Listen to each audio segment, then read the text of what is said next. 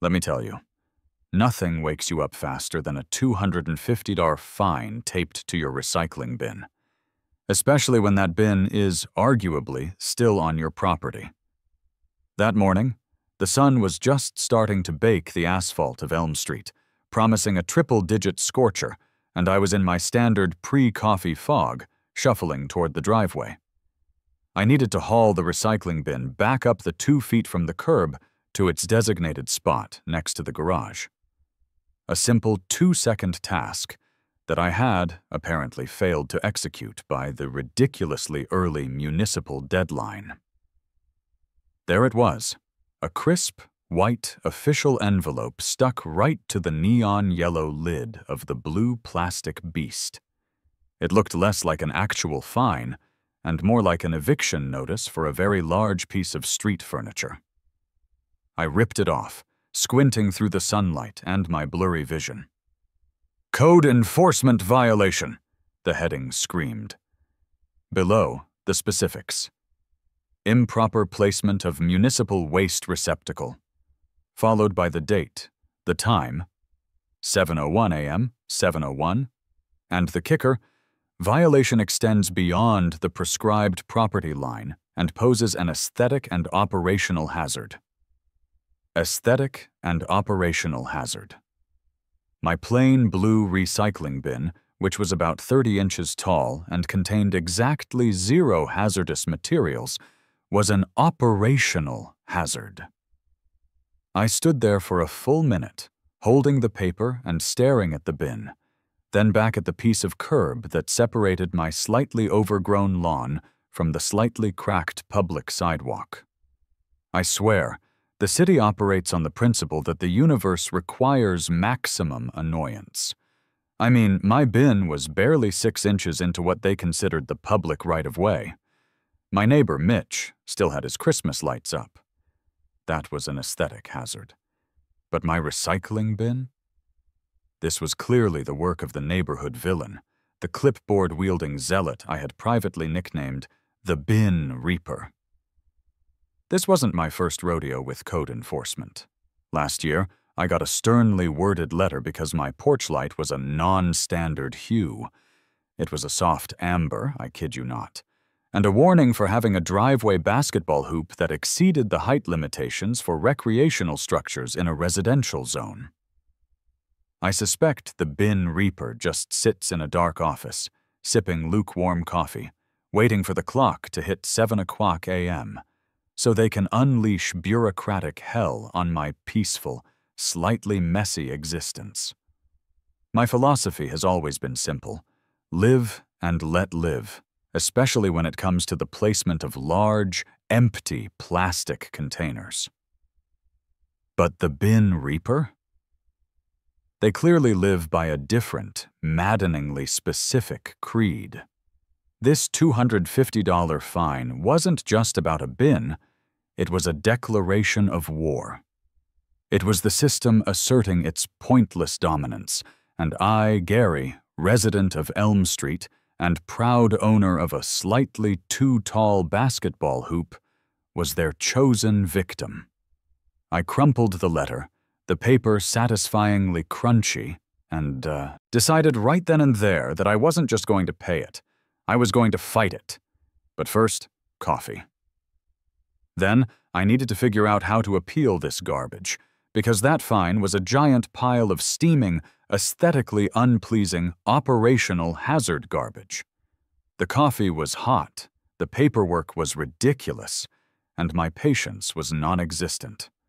I called the number listed on the violation notice, which led me into the dizzying labyrinth of the City Code Appeals Department.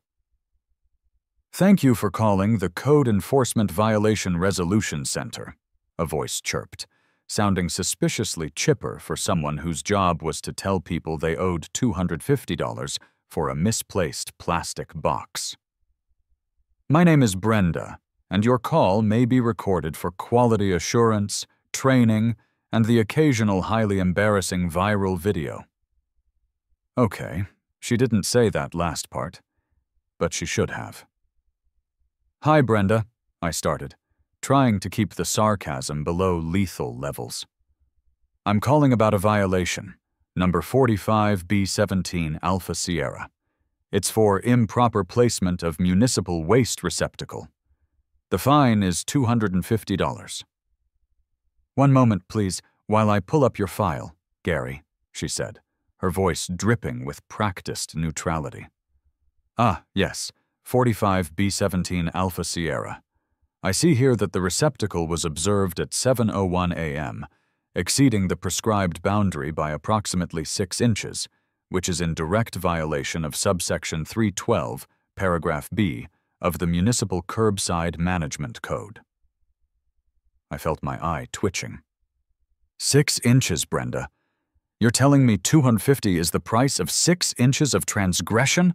That's highway robbery, or maybe just really expensive plastic surgery for the curb. Brenda did not laugh. The code does not specify a minimum threshold for the transgression, Gary. The rule is 0 inches. I'm afraid this violation is valid based on the photographic evidence provided by the enforcing officer. Photographic evidence?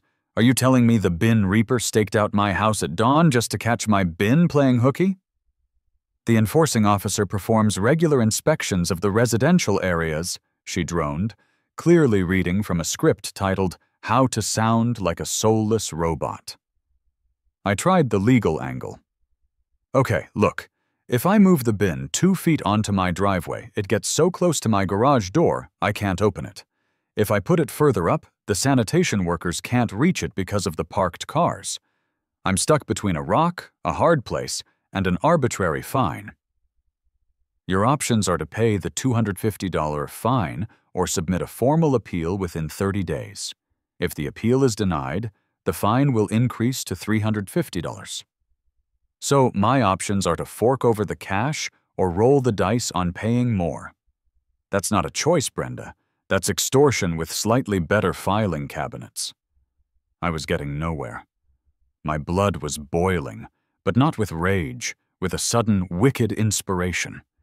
It was the kind of idea that hits you when you've had too much coffee and not enough common sense. It was magnificent. Brenda, I said, my voice suddenly calm, almost thoughtful.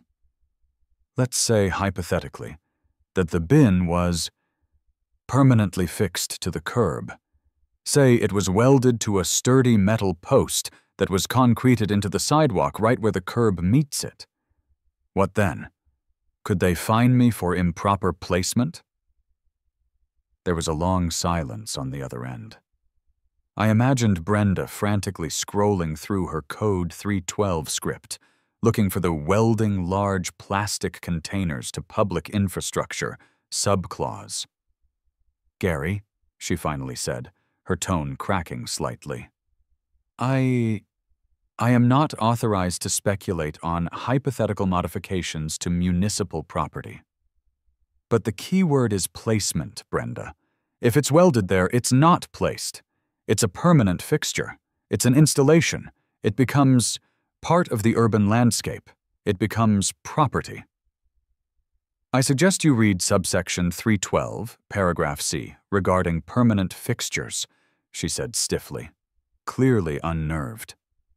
I also suggest you pay the $250, Gary. Have a quality-assured, non-hazardous day. She hung up. But the seed was planted. The city was fining me for leaving my bin 6 inches outside my property line. Fine. I would make sure that bin never moved again.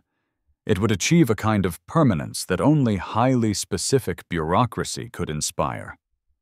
I walked straight out to the garage, ignoring the simmering heat.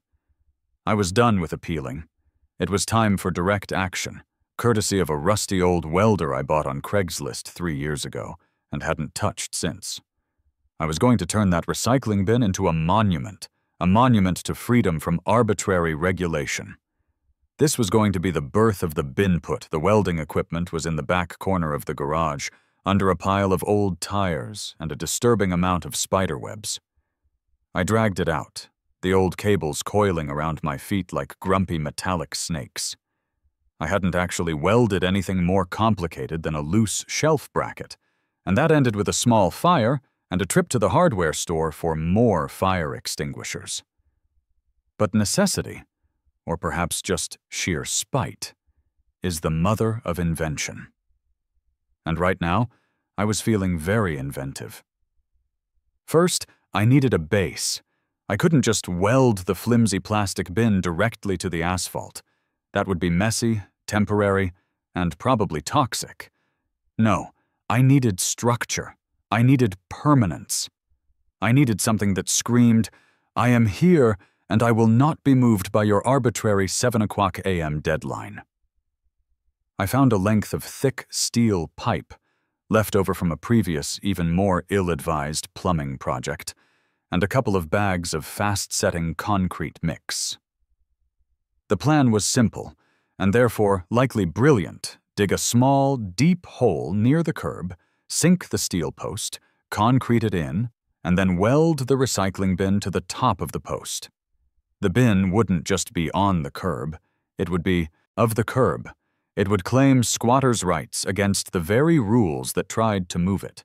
My neighbor, Mitch, saw me struggling to mix concrete in an old wheelbarrow in the middle of a Sunday afternoon. Mitch is the kind of guy who can fix literally anything, but whose primary life philosophy revolves around not getting involved in anything that involves code enforcement.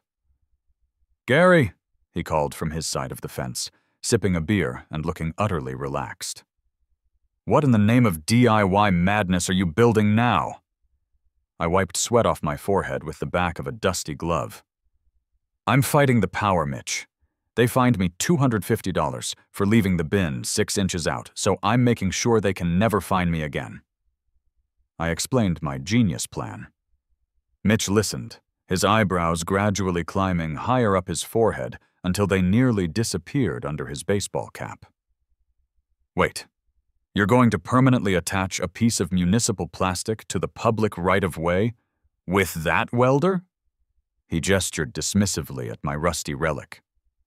"Gary, you're going to get hit with a fine for unlicensed structural modification of public infrastructure. That's probably $1,000.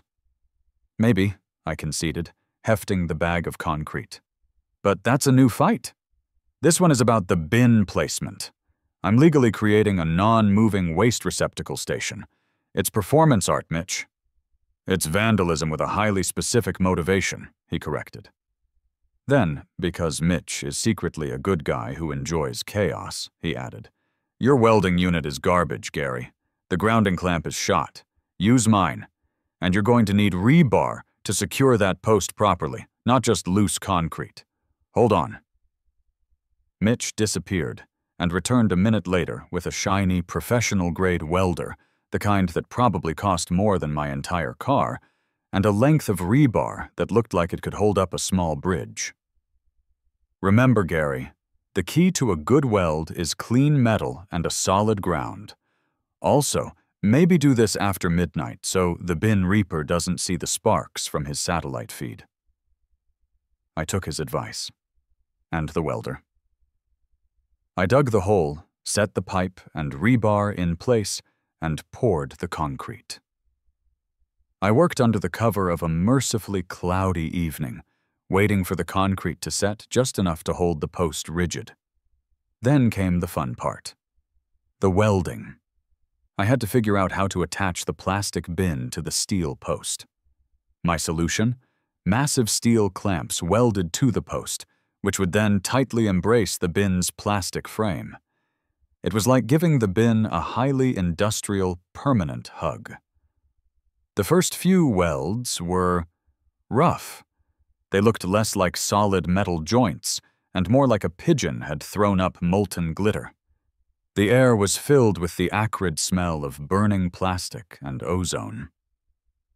I was wearing Mitch's professional mask, but I probably still looked like a maniac performing a strange, solitary ritual in the faint glow of streetlights and sparks.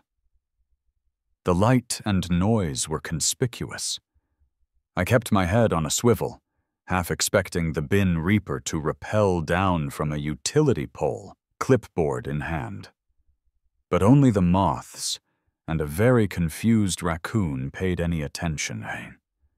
Finally, at 2 a.m., it was done. The clamps were fused to the post, and the bin was held in an unyielding metallic grip. I tested it. I pushed. I pulled. I even tried a small jump kick, purely for structural integrity testing. The bin didn't budge. It was solid. It was immovable. It was, dare I say, a piece of art.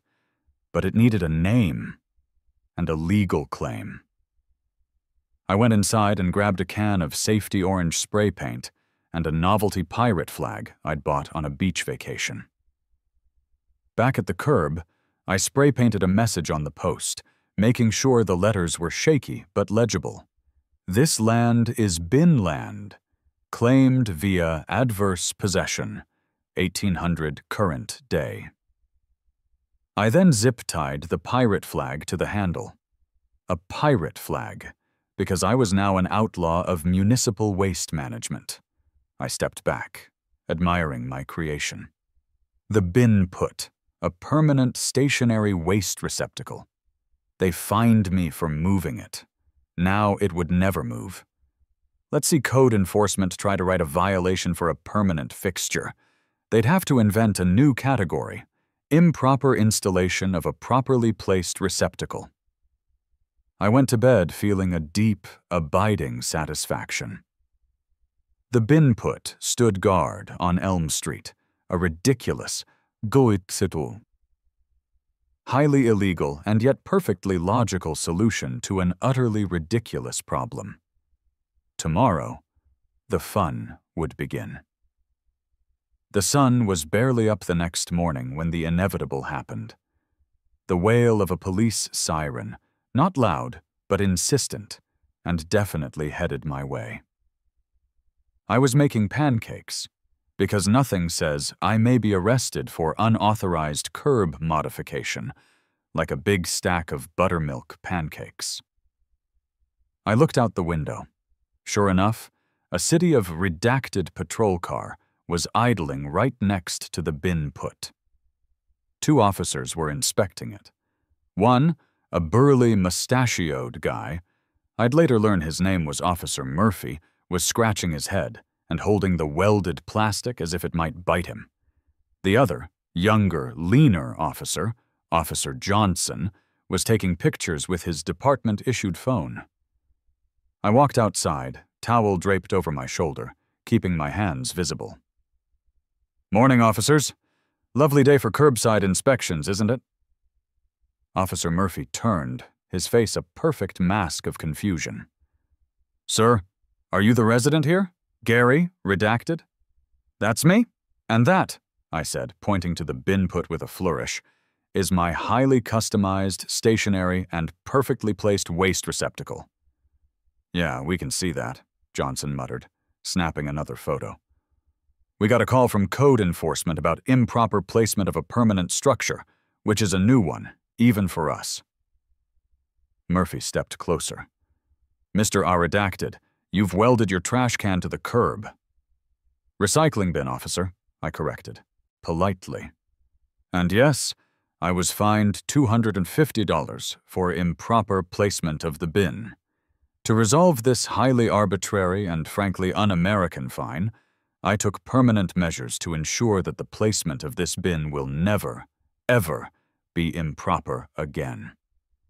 Murphy sighed, pulling out a notepad that looked too small for his hands. "Look, I'm not code enforcement. I'm just trying to figure out what section of the penal code this even falls under. Did you obstruct traffic?"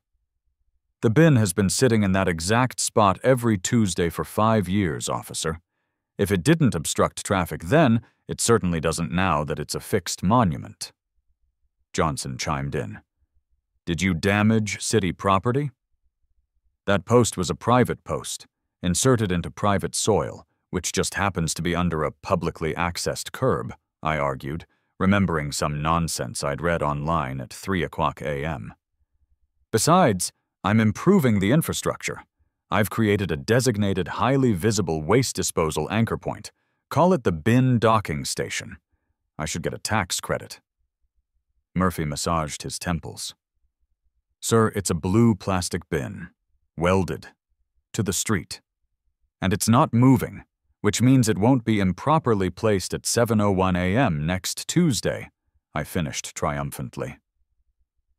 The conversation dragged on, a beautiful, dialogue-driven piece of absurdist theater.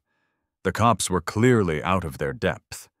They kept flipping through their manual, searching for something like unauthorized adhesion of domestic refuse containers to public right-of-way, but coming up empty. They tried citing me for noise pollution, late-night welding. But Mitch had used the professional welder, and apparently it was surprisingly quiet. Eventually, Murphy shook his head. Look, Mr. Redacted, I don't know what you call this, but I'm going to call it extremely confusing. We're not citing you today, but code enforcement is going to have a field day. Do not add anything else to the structure. And for the love of God, don't try to weld the regular trash bin, too. Wouldn't dream of it, officer, I lied. They drove off, utterly defeated by the sheer idiocy of the situation. The victory was short-lived. By noon, the real enemy arrived. Not the bin reaper herself, or himself, I'd never actually seen them, but their official counterattack, a code enforcement truck, and two official-looking guys in orange vests. Then, the code enforcement officer showed up. It was Agent Sterling, and they were exactly as I imagined. Mid-30s, impeccably ironed uniform, thin mouth, and a gaze that suggested my binput was personally responsible for the collapse of civil society. Mr. Redacted, Agent Sterling clipped, holding their clipboard like a shield. You are in immediate violation of subsection 312, paragraph C, regarding permanent fixtures and unpermitted structural modifications. We are issuing a directive for immediate removal. Directive noted, Agent Sterling, I replied, leaning casually against my new monument. But the binput is stationary. It is not violating the improper placement rule. In fact, it is in its proper location. It is simply adhering to a different, more permanent standard of existence. Agent Sterling's eye began to twitch. This is vandalism, Mr. Redacted. You are defacing city property. No, Agent Sterling. This is a private bin, permanently affixed to a privately installed post. It is art. It is a commentary on overregulation. And I claim squatters' rights. I've possessed that little patch of curb for the bin for years. Now it's officially bin land. Agent Sterling then directed the two guys in orange vests to remove the structure. This was the moment of truth. The two guys, we'll call them Mo and Larry, city workers, got out a portable saw. They approached the binput with an air of, "Here we go again." Mo saw the quality of the weld. "Thanks, Mitch," and paused. "Boss," he called to Sterling, "this ain't gonna come off clean. We saw it, we're gonna ruin the curb. We'd need to chip out the concrete, too. It's a solid set." Sterling glared at me. "Then chip it out. The structural integrity of a recycling bin is not worth the integrity of the code." Larry got out a large sledgehammer. He hit the concrete base once. Thunk. Nothing. He hit it again, harder. Thwack. The ground vibrated, but the post didn't even wobble. The rebar was doing its job. "The post is deeper than standard, boss. This'll take half a day and probably a backhoe. And we'll break the sidewalk next to it." Mo explained, clearly enjoying Sterling's mounting frustration. "If you damage the surrounding property, Agent Sterling," I interjected helpfully, "I believe that falls under gross negligence of municipal maintenance code, section 41. I'll have to file a formal complaint, and I'm thinking of installing a small solar-powered fountain near the binput, now that it's a permanent feature. You wouldn't want the area looking messy." Sterling paled. They realized they couldn't remove it easily without committing the very kind of code violation that would come back to haunt them. The city workers exchanged a knowing look. Mo even winked at me. They put their tools away. Sterling gave me one final, furious look.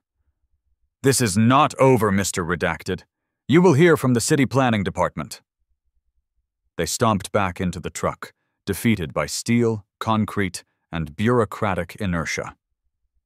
But the city wasn't done playing. A few days later, a new truck showed up. This one was unmarked, bearing only the name of a private company. Big Tony's Demolition and Salvage. Out of the passenger seat of the unmarked truck unfolded a man who could only be described as Big Tony. He was enormous, with a beard that looked like steel wool, arms the size of cinder blocks, and an expression of profound weariness. He looked like he'd seen things.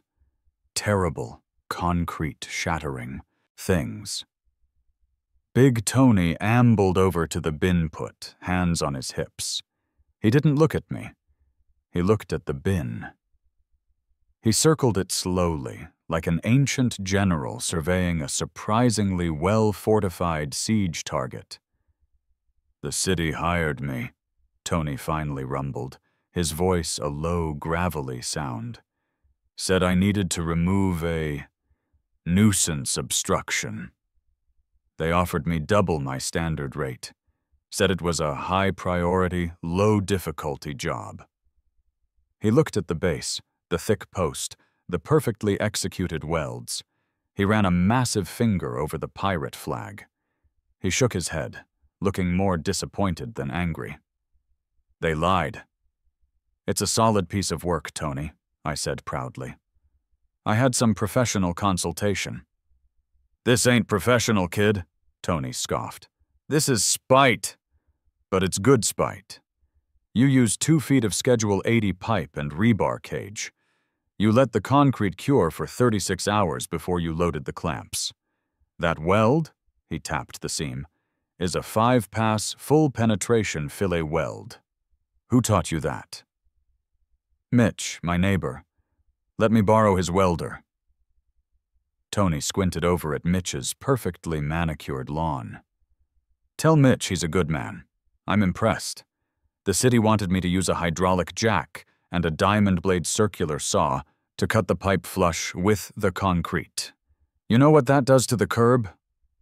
"It creates a gross negligence violation," I supplied.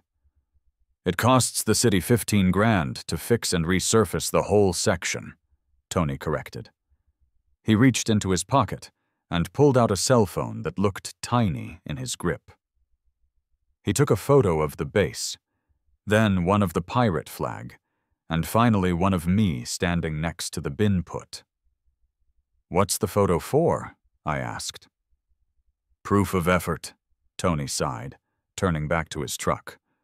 "And I'm keeping this one. The city doesn't pay me to commit financial suicide. I'm going back, telling them that due to the unexpected structural integrity and the high risk of catastrophic collateral damage to the municipal sidewalk, the cost has quadrupled. They'll drop it." He opened his truck door. "Next time, kid, use a wider gusset plate on the clamps. Gives it better shear resistance." "Thanks for the tip, Tony. Want a pancake?" "Nah, but I'll take a selfie with the thing." I posed with Big Tony, one man who respected structural integrity, and me, the guy who just wanted to avoid a $250 fine. Tony drove off, leaving the bin put standing tall and proud. The city was officially out of non-backhoe options. The bin put had achieved a glorious, undeniable notoriety. It had fought the code, and the code had blinked. The next day, it was no longer just a local nuisance. It was a meme. It started innocently enough. Someone on Reddit posted the picture Big Tony had taken. The welded bin, the pirate flag, the ridiculous spray-painted sign. "This land is bin land." The caption was simple. "They fined me for leaving my bin out. By lunchtime, a local news helicopter was circling. I was trying to eat a sandwich when a news van from Channel 9 News, complete with a massive dish on the roof, pulled up and parked illegally. I made a mental note to call Agent Sterling. A camera crew and a highly enthusiastic reporter, Carla Vance, practically sprinted across my lawn. Mr. Redacted, Carla Vance with Channel 9 News. We're doing a piece on the curbside conundrum and the viral sensation that is the bin put. I put down my sandwich. This was my moment to shine. Or at least to sound profoundly unhinged in a public forum. It's not just a bin put, Carla, I said, putting on my most earnest deadpan face. It's a declaration of sovereignty. The city sent the cops, the workers, and Big Tony, the demolitions expert, all because they couldn't handle my bin being 6 inches too far out. I'm merely providing the solution. An immovable object to counter the irresistibility of their regulations. Carla practically swooned. So this is a protest against bureaucracy? No, I corrected, shaking my head gravely. It's a testament to the power of basic geometry and spite. If they fine you for moving it, you make it unmoving. It's the only logical conclusion. The squatter's rights claim is entirely valid, by the way. I've been in continuous, open, and hostile possession of that spot for years. The bin is simply exercising its right to remain. The interview aired that evening, and it was glorious. My deadpan delivery, the ridiculous pirate flag, and the sheer audacity of the structure made it gold. My quotes went viral immediately. The bin is simply exercising its right to remain, was already being printed on t-shirts on Etsy. Suddenly, my front yard was a minor tourist attraction. People started leaving offerings at the shrine, a fancy candle, an old shoe, a bouquet of plastic flowers, and one truly beautiful hand-painted ceramic sign that read, "Welcome to Bin Land." The spectacle could not be ignored. A week after the news report, a very official, very important-looking letter arrived. It was from the city council itself. I was summoned. The letter was stiff, formal, and referred to me exclusively as the respondent. I was directed to appear before the city council on Tuesday to discuss the matter of the unpermitted curbside receptacle and the associated public relations implosion. I dressed up for the occasion. By dressed up, I mean I put on a clean shirt, and I wore a tie, a ridiculously bright yellow one patterned with tiny, smiling construction cones. The city council chambers were huge, echoing, and packed. The gallery was full of reporters, curious citizens, and I'm pretty sure Mitch, wearing sunglasses and a fake mustache. The mayor, Mayor Thompson, was a weary-looking woman who clearly wished she was anywhere else.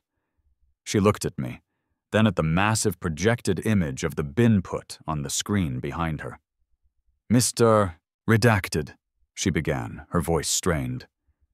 "We are here today to discuss a structure that has caused considerable local disruption and national amusement.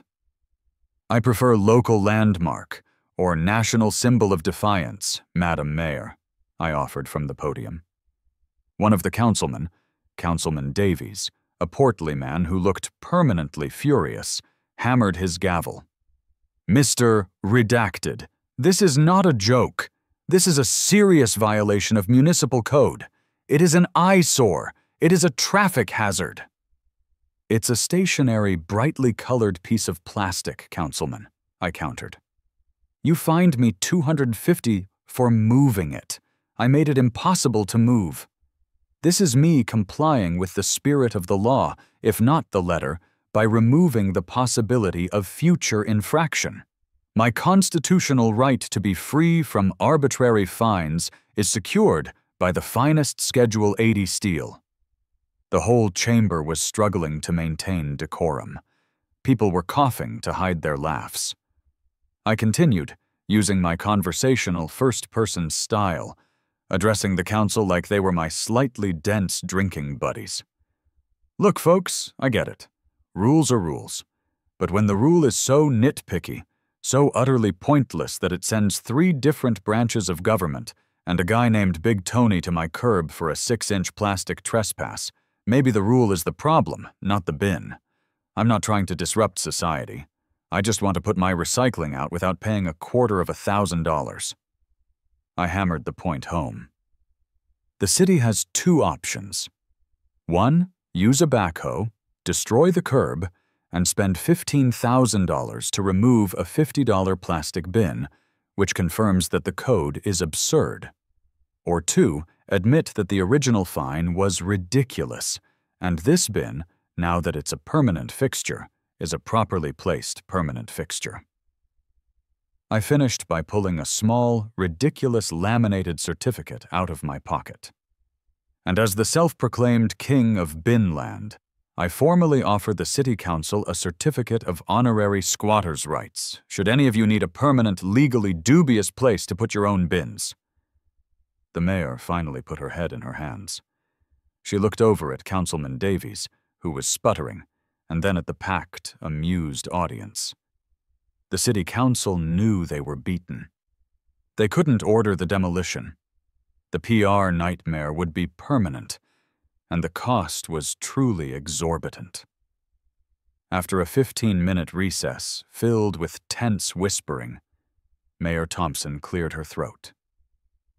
The City Council has voted on the matter, she announced, exhaustion coloring every syllable. In the interest of public safety, financial prudence, and the immediate need to move on with the agenda, we have reached a compromise. The original fine, number 45B17 Alpha Sierra, is hereby rescinded. Furthermore, the Council recognizes that the structure, due to its unique and highly publicized nature, cannot be removed without undue expense and municipal disruption. Councilman Davies looked like he was chewing glass. The mayor continued, reading quickly. Therefore, the City Council, by a vote of 4-1, hereby designates the structure at 123 Elm Street as a site of local historic significance. Category: postmodern protest. It is a permanent fixture and cannot be moved, but it is now technically legal. I'd won. The bin put was legal. It was a monument. It was going to stand there forever, and the city had paid for its creation with a rescinded $250 fine. Life after the bin put was strange.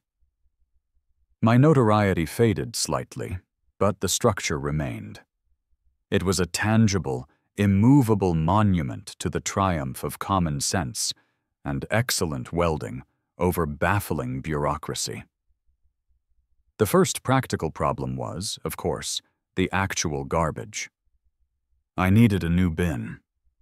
I went to the hardware store and bought the smallest, most pathetic little plastic bin they had.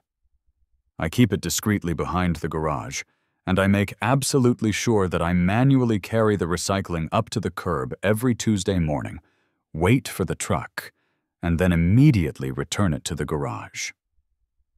I will not give the bin reaper, now relegated to parking meter duty, I heard, another shot. The original bin put, however, became exactly what I'd ironically named it: a landmark. Mitch, my co-conspirator, added a small, tasteful, solar-powered accent light to the post, giving the whole affair a dramatic, nighttime glow.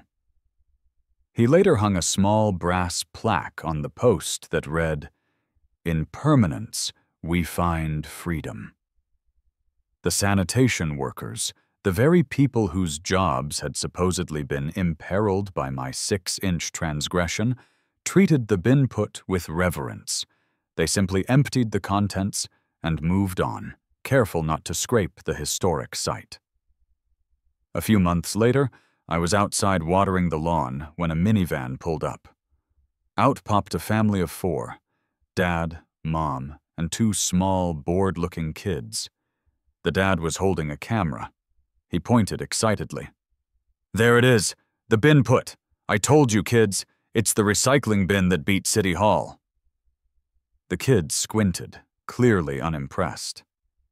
"Take the picture, honey," the mom said, ushering the family toward the curb. I walked over. "You folks from out of town?" The dad beamed. "All the way from Ohio. We saw it on the internet. It's magnificent. A true symbol of the common man fighting back." I smiled, feeling a little famous. "It's just a bin, friend." "No, sir," the dad insisted, snapping a photo of me and the bin. "It's a declaration. A beautiful, immovable declaration." They drove off, happy tourists checking off the weirdest landmark on their route. Later that afternoon, Officers Murphy and Johnson drove by, as they occasionally did. They slowed down, looked at the bin put, still flying its pirate flag, and Officer Murphy just shook his head, a slight smile touching his mustache. Johnson leaned out the window. "Still standing, Mr. Redacted?" "Still standing, officer. Perfectly placed. Perfectly legal." "I hear Agent Sterling is thriving on meter duty. Less fighting with citizens, more fighting with loose change," Johnson chuckled. "Tell them I wish them well," I replied, "and tell them they can always use the bin put for their quality assurance reports." They waved and drove away. There was no tension, no suspicion, just a kind of shared, mutual understanding that the world is often fundamentally ridiculous, and sometimes you just have to weld your garbage to the curb to make that point. So, what did I learn from the Great Bin Standoff? I learned that bureaucracy hates a good chuckle. I learned that a borrowed professional welder beats a city attorney any day.